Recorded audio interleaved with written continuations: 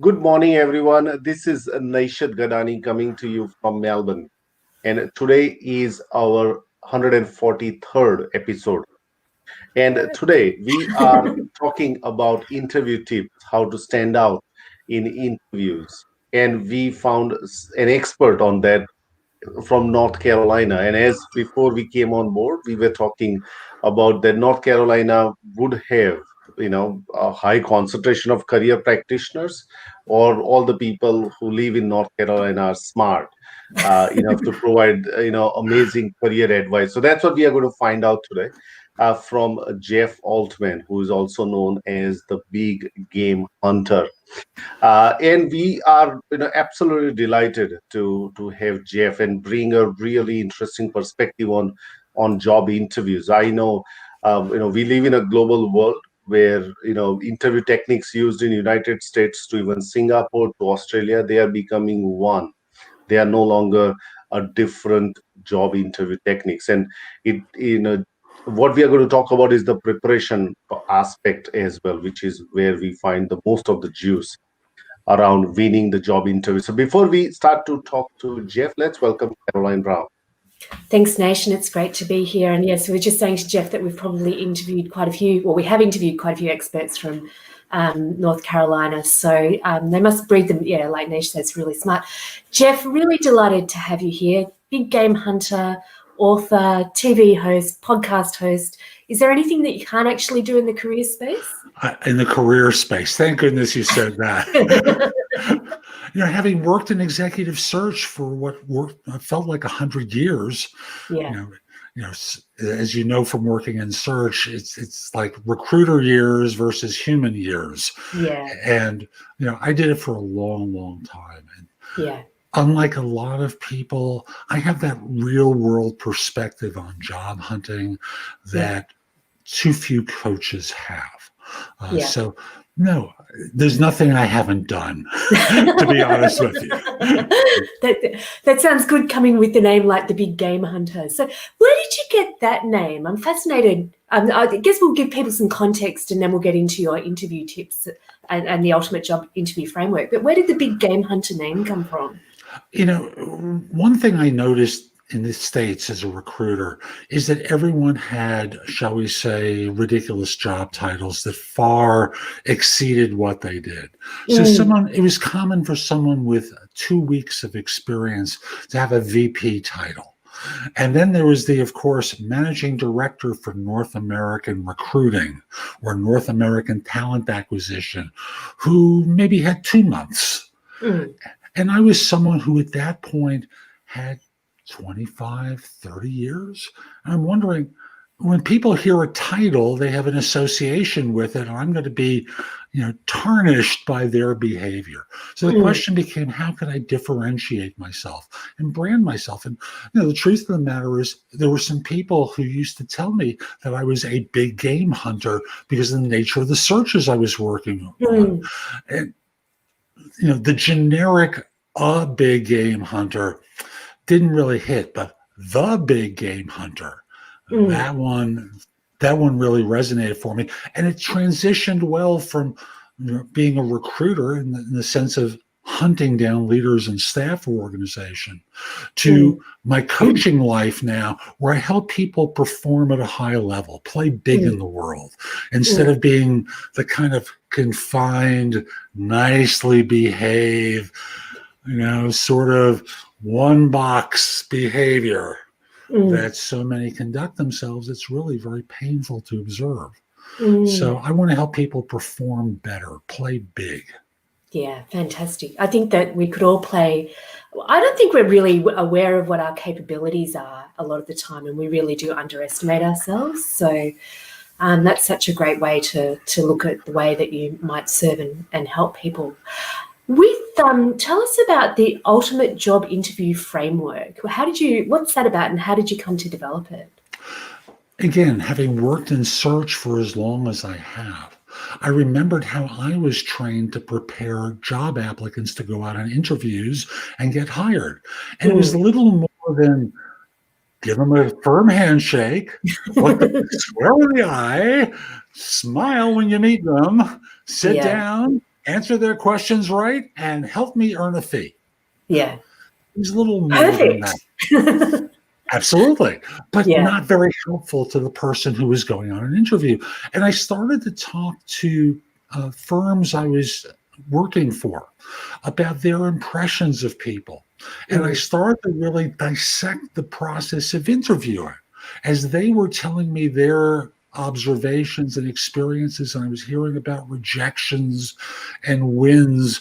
I started to look at a different way of doing stuff that also leverages. I've got a master's in social work. I trained to be a therapist in private practice. I had the good fortune of meeting my wife along the way, so I only practiced modestly, but I used a lot of the skills to kind of create this framework.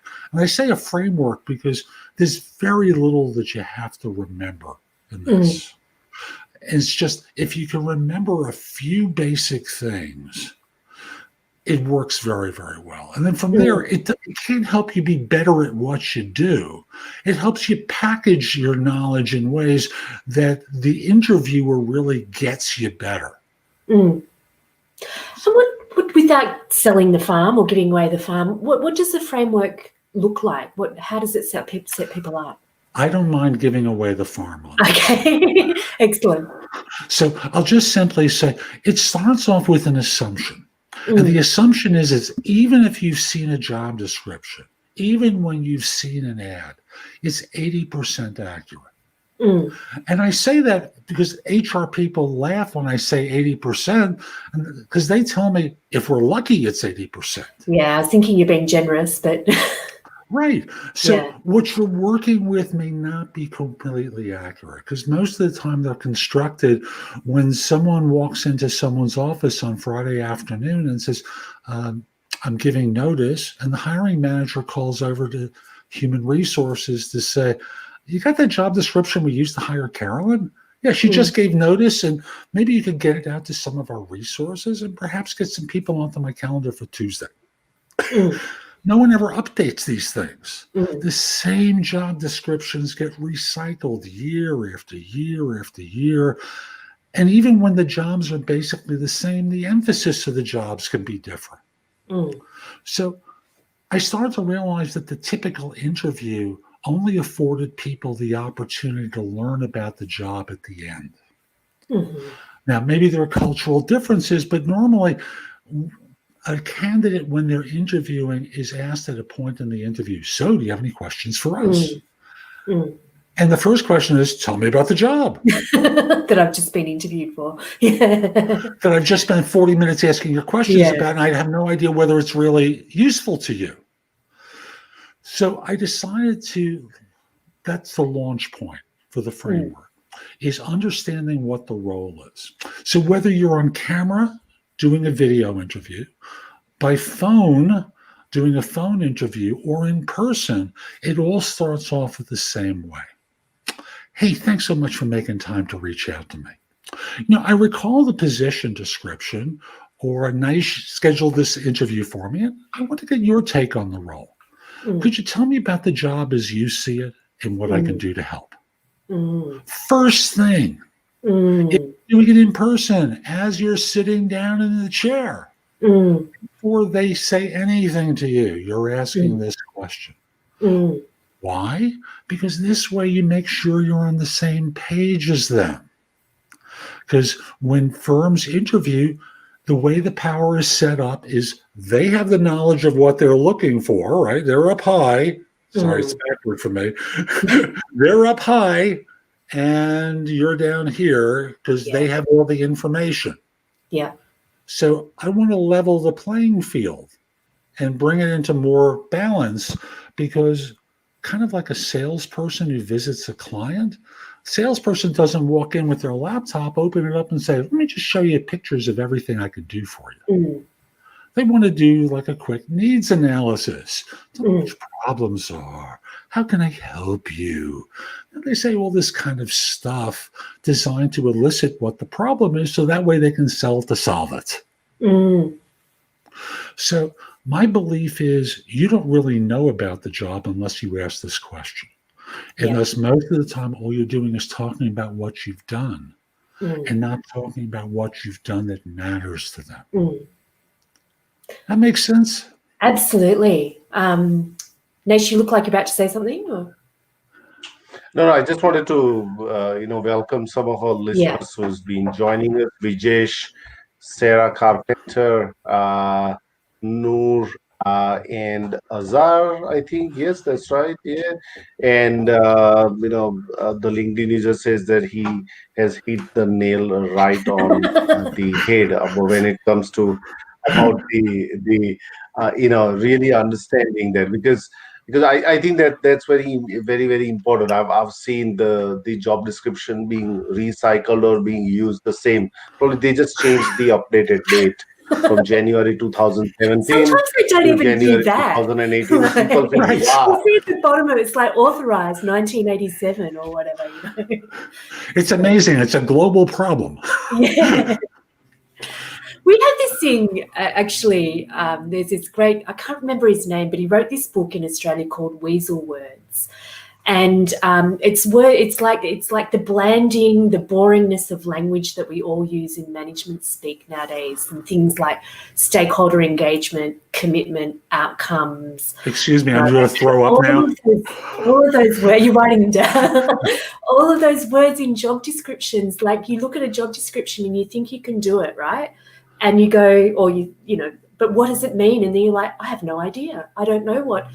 Stakeholder engagement. It could be that I'm flipping burgers at McDonald's, or that I'm, representing my company to the media and the community. But, they all tend to sound the same. So I love that idea of, tell me about the job and what's really involved is a really powerful question. A simple question, but a powerful question.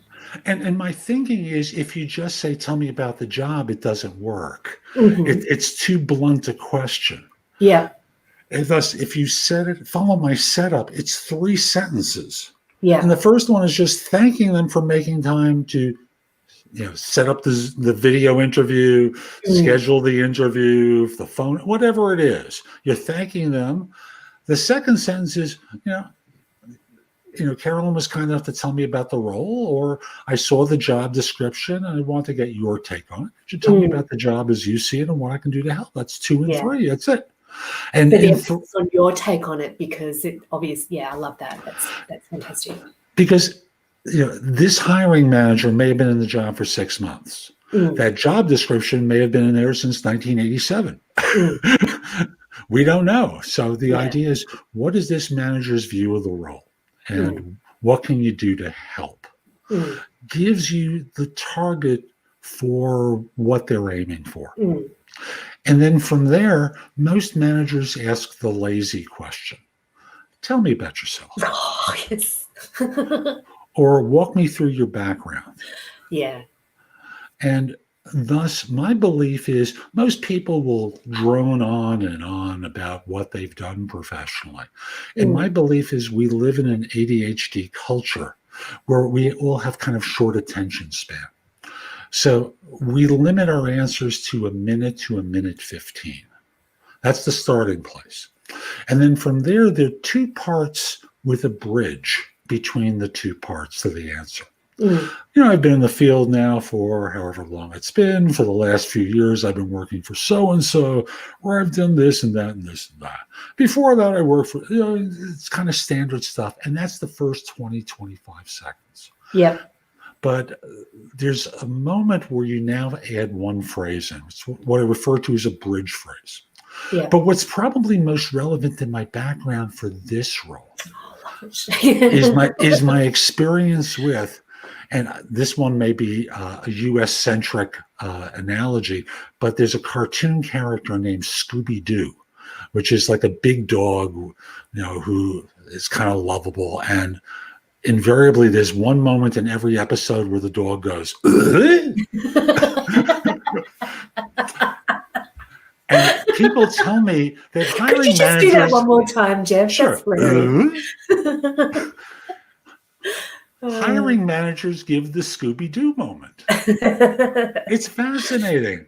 And because suddenly what you're doing, and then, by the way, after that, of course, you connect the dots for them in the remainder of the minute 15 with what you've done that's relevant to what it is that they just told you they're looking for. Yeah. It's kind of like with resumes. When resumes are constructed, everyone looks for more recent experience that relates to the job that they're trying to do.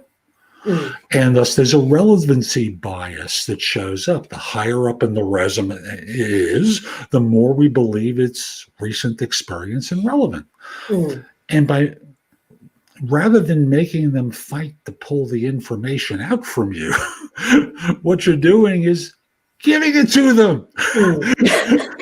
Make it easy for them. They have no attention span. They don't want to work hard. Just tell them what you've done that they care about. It's not hard. Yeah. And you got to imagine that for you as search professionals, this is going to help you close more business. Yeah. It's really that simple. I developed this in order to fill more jobs. And because I knew that, I worked most of my career in New York, and I did national recruiting throughout the United States. I always knew I was competing with other search professionals because that's the nature of the market I was in. And the question was, how can the people I represent stand out? And stand out in a good way. Not stand out by showing up a day early for the interview, as people sometimes did. But just following these opening 2 questions causes people to be advantaged over their competition dramatically. And thus, if you can deliver what I called, the single best question to ask on any interview, which is the one about the job, and then answer, tell me about yourself this way, you're off to the races. Right off the bat, you're making it easy for them, because put yourself in the hiring manager's seat. All they want is the darn job filled. They don't want to interview all these people. Yeah. Or answer the question as well. Often people go on that waffle tangent. So, No, make it easy for them. Put it on the platter.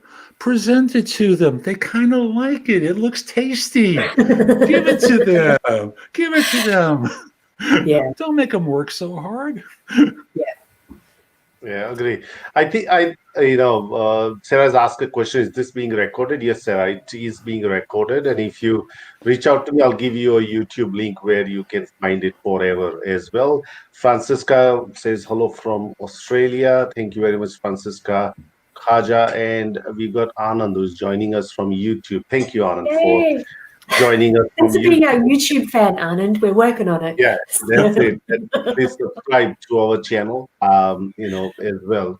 I think that idea of asking that question to the hiring manager works really well, because it has worked with me when I go to remember the last job that I had.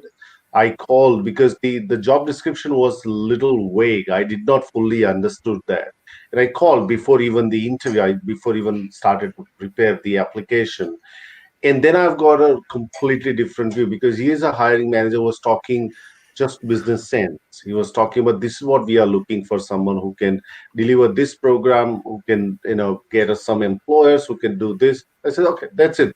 Because, most of the time it's, the job description is written by human resource professionals, and they use a lot of eloquent languages into that, which is not necessarily translated into a resume. People don't talk like that, right? People talk, I want this person to do 1, 2, and 3, 4 activities, and these are the key, outcomes for that. And I think that is very important, and that's why asking those questions, because I'm pretty sure that not many hiring managers are asked that question as well. No. And it causes you right away, as I said, to level the playing field between sorry, my hands they want to go to the right level. It right away, it helps you connect with them better, because the power differential has been leveled. And thus, when you think about the standard interview with the subservient person arriving there, hat in hand, politely sitting down or waiting on for the video interview, and they're going to be obedient and get themselves onto the conveyor belt of the process and get moved along. It's how do you win? You're just like everyone else. Yeah. Have you set that up in that way because people make up their minds pretty quickly as well? So it's sort of creating that kind of halo effect for the rest of the interview as well? It works that way. But I looked at it initially very strategically, just from the standpoint of people don't know what the job really is. Yeah. Let's find out what the job really is, and then tell them what you've done that relates to the job as it really is. Because, again, I don't think this is unique to the United States. When candidates go on interview, they like to talk a lot. And they talk about things and put people to sleep. Yeah. And cause the hiring managers to start thinking about their next meeting. When's lunch? What time do I have to meet my wife, husband, or partner? And anything other than staying engaged with the person that's in front of them. Yeah. So just the idea of shortening answers to a minute 15 and giving people an outline for follow-up questions that you can pretty well predict and thus be prepared with your answers for, because you're kind of leading the interview by following.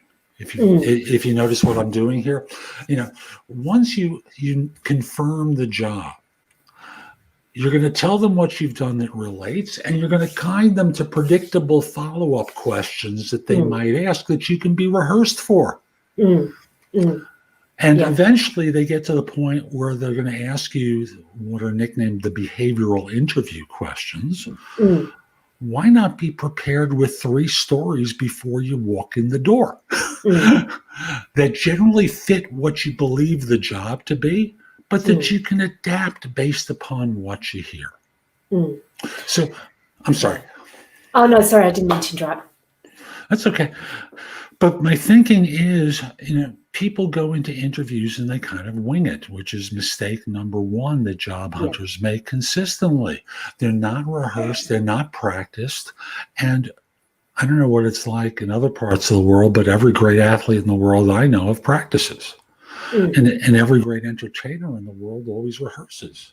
And they all do it a lot. But job hunters go on interviews, and the first time the words ever come out of their mouth are not a rehearsal. They're actually when they're on stage. They're ad-libbing. And most people are not good at ad-libbing. It's funny then, isn't it? Because it is really powerful to actually speak your answers out, because the first time you say something, you do waffle and you do realize that you haven't really done the homework.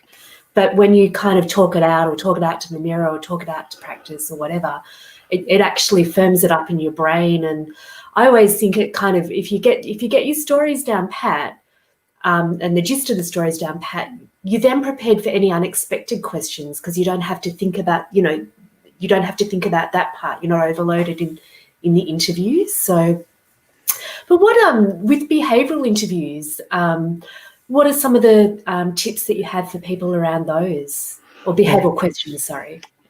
So the first thing is there are 3 formats for answering questions. If you're at a staff level, the acronym that I've always taught people is STAR: situation or task, action, result. For example, I was assigned a project to do such and such. That's the situation or task, right? And the project had to be done by such and such date and time. I had 6 weeks to do it, and it's a pretty predictable introduction. Then we go into the action. So what I did was, with the result being, and the result always has some version of metric: money saved, money earned. If you're not in a role that involves that, percentage improvement.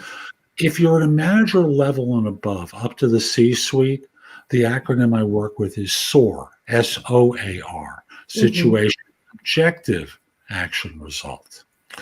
And, in terms of the situation you step into, you add in, size and scope of the project, number of people, the number of dollars in revenue, because there's always a difference between a $200,000 project and a 2 million and a 200 million and a 2 billion and a $200 billion project. So you always want to give people a sense of the size and scope of the endeavor that they're stepping into, so that this way it gives texture to the story. And again, with the objective, you're trying to give people a sense of what it is you were set out to accomplish. So one of the classics is, I took over a project from my predecessor who resigned. The project was 4 weeks behind already. We had a staff of 42 who were left frustrated because they didn't know what was going to happen next. Story. And what we had to do was deliver this thing no matter what. So what I did was met with the user population, reset the priorities, and reset their expectations, understood where things broke down, pulled everyone together, got their buy-in to the idea of we're going to do whatever it takes to get this thing down, with the result being we delivered it 3 days early and everyone lived happily ever. It's like a movie story. You're the hero. The drought broke and it rained again. It's hysterical, but it's kind of like a movie with you being the hero or heroine. Yeah. And everyone lives happily ever after. You help them make so much money, save so much money, created a wonderful improvement. It's wonderful, and everyone lives happily ever after. I think it's interesting with that, because the key, I reckon, is the setup in that, isn't it? It's really evoking a dire situation in them, that or not a dire situation, but a real challenge that you faced in that. It's that if you just sort of really factual in it or unemotive, then people don't get how amazing you were with the actions that you took in that particular scenario. And I think people do tend to actually, one of the most frustrating things I ever had when I was interviewing people is say, could you give me an example? And they go off on La La Land in terms of, well, one, that they don't give an example, and then you have to go, but an actual example or an actual time, which I think is around preparation, lack of preparation for the job, but it's really frustrating on the other side. Yes. And the thing I'd like to remind people of is there's theater to interviewing. It's performance art. And by performance, I don't mean lying. I want to be clear about that. I don't believe lying on interviews. But I do believe you're a salesperson trying to sell your lines to the person that you're talking to so that they believe you. Because when firms hire, competence is only one thing that they look for.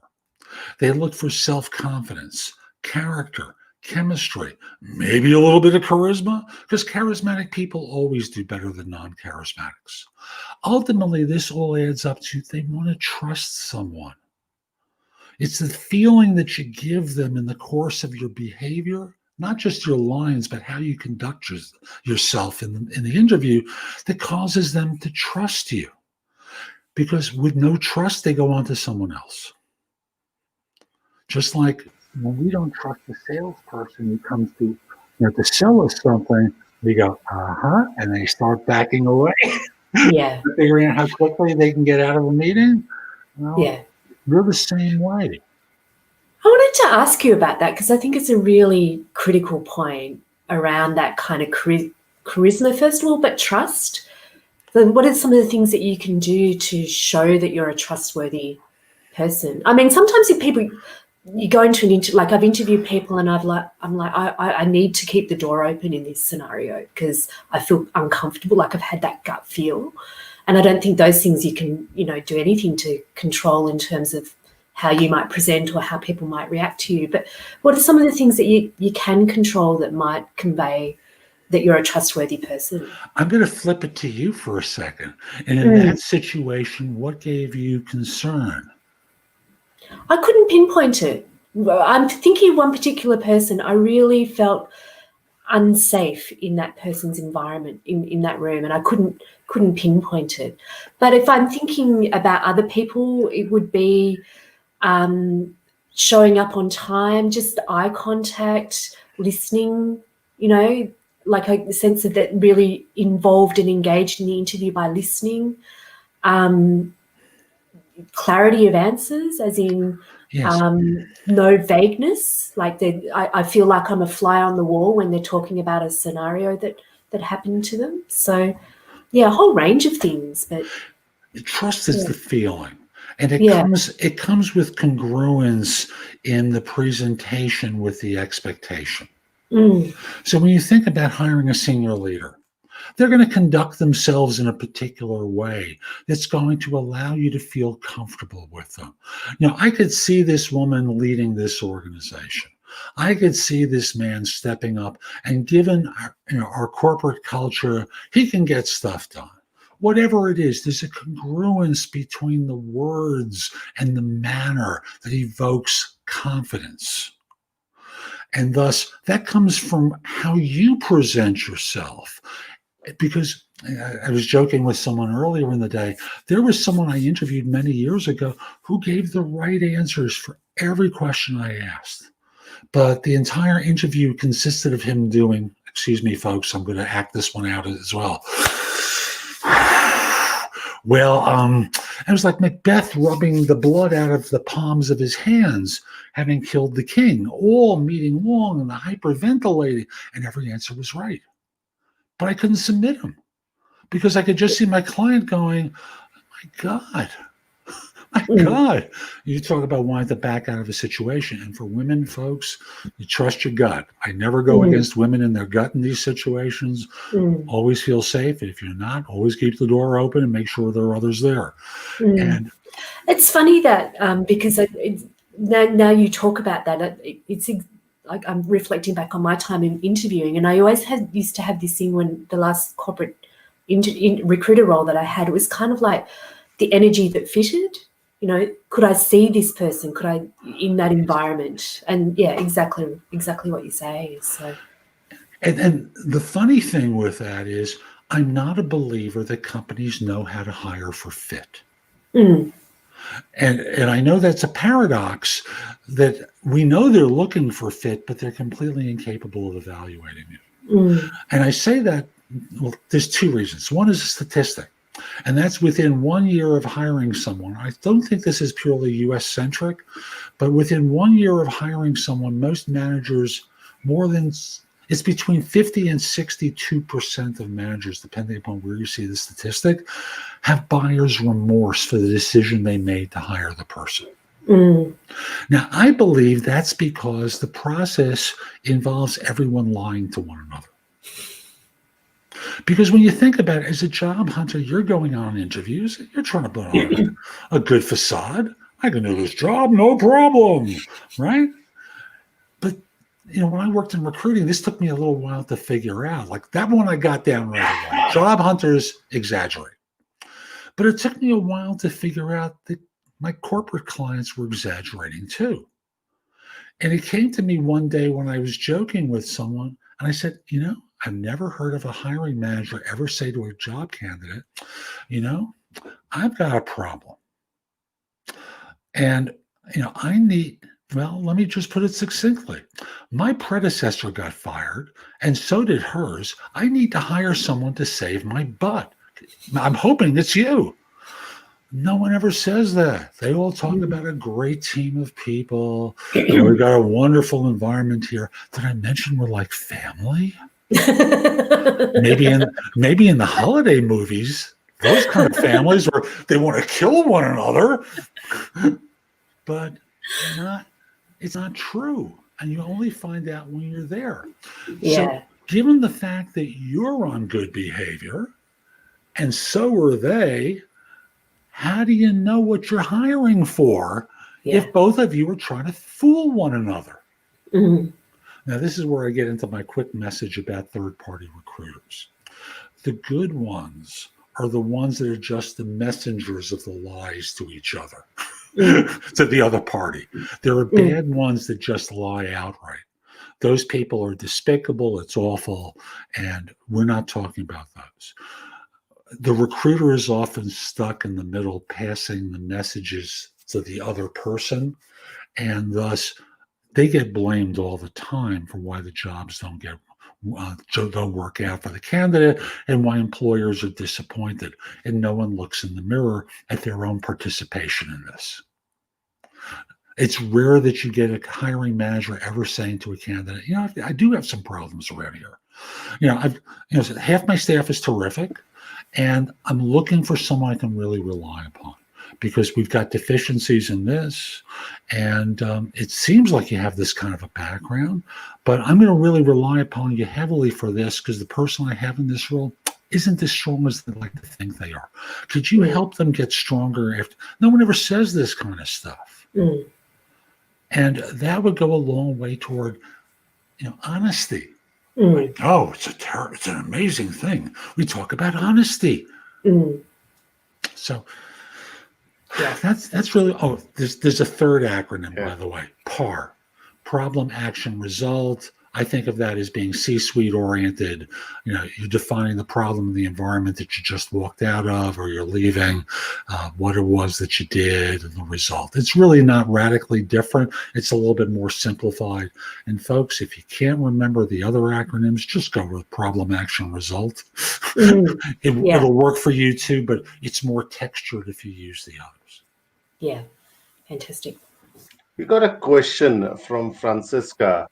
And this is a question that a lot of people get asked is, where can you see yourself in 5 years? It's always an unnerving question. What are your thoughts on it? We did not know that COVID will, wipe out hundreds and thousands of jobs even in February. Forget about last year, right? So, it's so unpredictable. How would you really answer that question? It tends to be a less experienced person who's asked this question. Once you're a veteran individual, once you're a more established person, this question drops off the radar. So folks, if you're junior and you're stuck with this, I'll help you. And don't worry about it after this job search or the next one.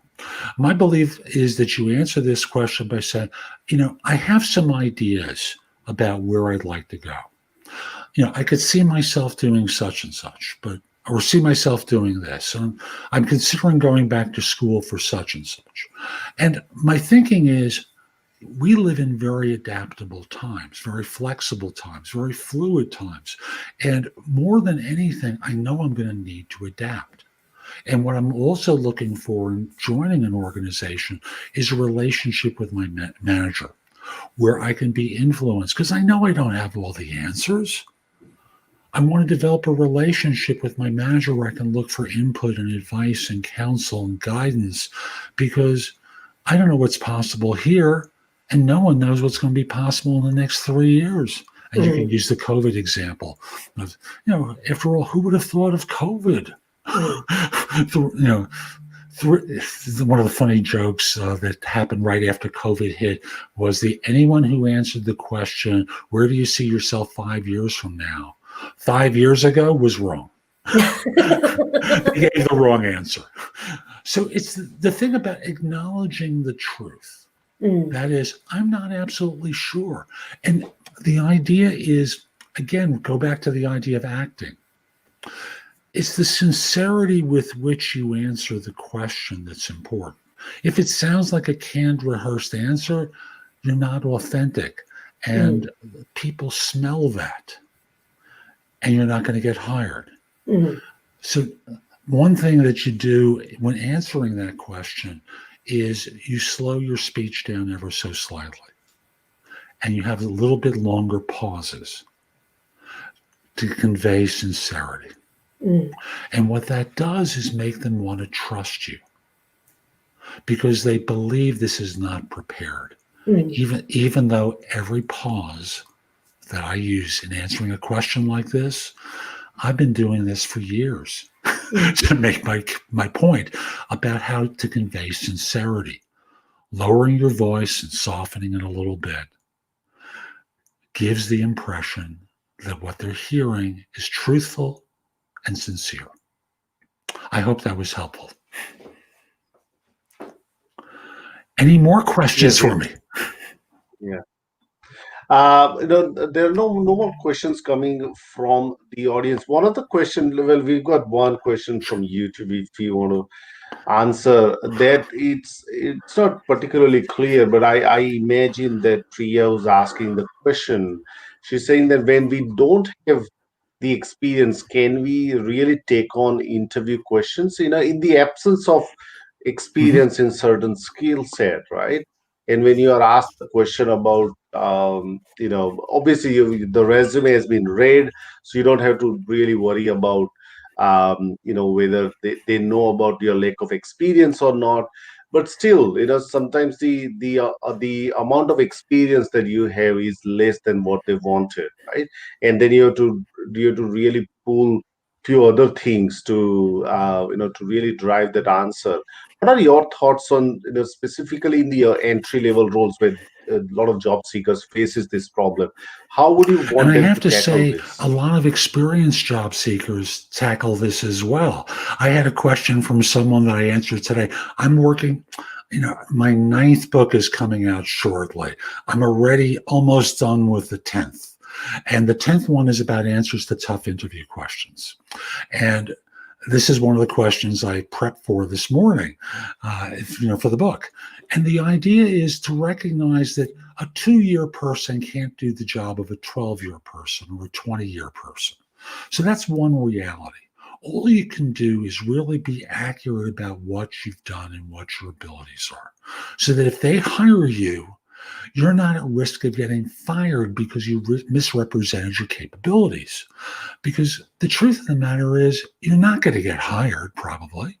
They made a mistake in the decision, or they just paused for a second and said, we don't really have anyone else in the pipeline. Let's see what they've got. And so the problem's on their side, not yours. All you can do is represent yourself as well as possible. Now, I believe that there are 3 dirty words in interviewing that are supposed to be avoided that can show up in answering or in being interviewed when you're not really qualified. The first dirty words you never use, whether you're in a situation like this or in any interview.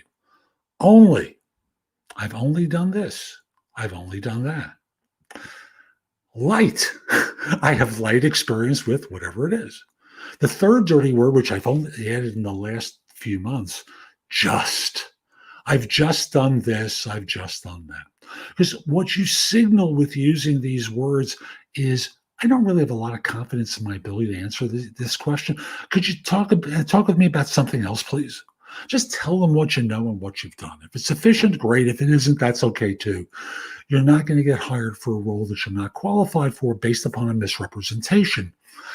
And remember, if you misrepresent and you get hired, the downside is pretty bad.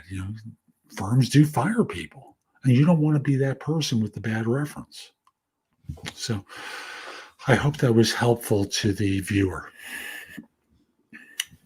So Absolutely. Now that makes a lot of sense. And I think I fully agree with you on that idea of that the interviews are more like a theater performance. And I always go back to the behavioral questions around, there's a story called Hero's Journey, which is somebody yeah, has actually mapped out, Superman, Spider-Man, Batman, whichever, and also the mythological heroes as well. yes, It actually, I can actually relate if I put the graph, and if I look at the star method or the soar method or anyone, it is actually telling a story of triumph. But then you come back to the zero again, and then say, then I lived again, and on next morning I was up to my next challenge. So as if so that's what I see, that it is a theoretical performance that you're giving. But the aspect that I really liked in your thinking is that it has to be sincere, and genuine about that, rather than fluffing it, or rather than just over exaggerating things, because people can catch those things. It's so easy. I've always, one of my coach always said that what you don't say travel faster than what you say. Because just because it's in the unsaid, and when you're not saying it, people can catch whether you're confident about this or not. It's so easy. It's like trust, as KB mentioned. you just genuinely feel that this person is trustworthy or not. I don't know how, but sometimes it's just natural instinct that you have, Jeff. So, once again, KB, any more questions for you? Yeah, I was just going to make a quick comment, and yeah, we're coming up to 45 minutes. So I think the whole thing about it is, like you say, it is a performance and that type of thing. But really, before you go and start your job hunt, it is the time to reflect on who you are, what you want, what you're proud of achieving, what your motivations are, what you've accomplished in your stories. And when you know what you want, it's easy, and it's easy to be honest and be yourself. And ultimately, that's what you're aiming to match up with the job. It's, can you do the job that's on offer? So, the preparation is around that sort of self-awareness and self-confidence and self-understanding. And that's a really good start to go into any interview at all, I think. So I think for everyone, keep in mind that genuinely it is a matching process. And, Jeff's questions to frame up the interview, this, describing the job gives you a sense of whether you want that job as well, because you've got a choice. And no matter how hard the times are, going into something that doesn't serve you or serve the organization serves nobody as well. So it's terrible to wake up 6 months into a job and say to yourself, what did I do? It's an awful moment. And I've talked to too many men and women around the world who have that moment. And that's when they contact me to help them extricate themselves from a mistake that they made. Not the employer isn't supposed to look out for your interests. You are. And that does start off, as Carolyn says, with understanding what serves you. What do you need out of this organization? What do you need out of this job? Do I have the skills to do this? If not, we're going to go get the training to upskill myself in order to be able to perform for the kind of role I'm looking for. Absolutely. So, Jeff, tell people where they can find you. Tell people where they can get the book. Where can they do your training? Where can they find you on YouTube? Oh, there's just so many places. So I'll start with YouTube and say, if you go to JobSearchTV.com, that thing brings you directly to my YouTube channel, where I've got thousands of videos that you can watch, listen to, or read. Let me just restate that. That was back at my blog. You can watch my videos on YouTube, and I've got more than 6,000 about job search, hiring more effectively, managing, and leading. You can also watch me on Amazon if you have a Fire TV or a Fire Stick or Roku. Same applies there. Download the JobSearchTV app on Apple TV and maybe 90 some odd smart sets. The app to download is bingenetworks.tv. I also have the #1 podcast on Apple Podcasts for job search, No BS Job Search Advice Radio. We're going to hit episode 2000 in November. Yeah. And there's a little glitch going. I moved hosts from one service to another. I expect it's going to be resolved in the next few days. But if you subscribe in Apple Podcasts for a couple of days, you're not going to get anything until this is worked out. But again, at this point, it's more than 1,950 episodes have been downloaded. The show's been live since November 2010. And, there's just a lot of great material there. My book, The Ultimate Job Interview Framework, is going to be available in paperback this week on Amazon. You can order it there, no matter where in the world you are. And what else? My website, thebiggamehunter.us. The blog has thousands of posts that you can watch, listen to, or read that will help you in a variety of different ways. If you're interested in one-on-one coaching, I'm sorry, now I'm going to go into the real sales pitch. I'll make it short. You can schedule time for a free discovery call or schedule time for coaching. I'd love to help you. And if you just have a question for me at the site, you can order either and have your question answered and respond with either a 3 to 5 minute video in response. That's it, thebiggamehunter.us/video answer. Or if you want to chat with me for 15 minutes, thebiggamehunter.us/live. You can schedule 15 minutes with me. Both of those services I charge for, but they're very inexpensive. Fantastic. You got it. Did we forget anything? It's certainly possible. There's a lot. Yeah.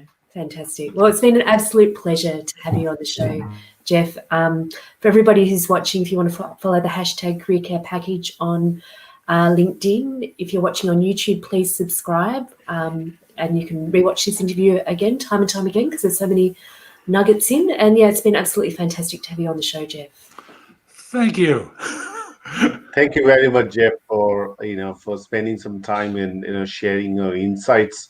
And yes, me and Caroline will be back today afternoon, 3 p.m. Melbourne time. So that would be approximately 5 hours and 10 minutes. And we are going to be interviewing Simon McCorsley about the what happens once your resume hits the recruiter's inbox. What happens then? So we're going to take a deep dive into that as well, and we are also going to talk about what's the relation of bringing your own evidence of your work to the interview as well. So that's another thing that we are going to discuss with Simon. So please do tune in today, 3 p.m. Melbourne time. Once again, thank you, Jeff, and everyone. If you're in Victoria or if you're in US also, please look after yourself, wear mask, and keep the social distancing in practice. Until then, we'll see you. Bye. Bye, everyone. Bye for now.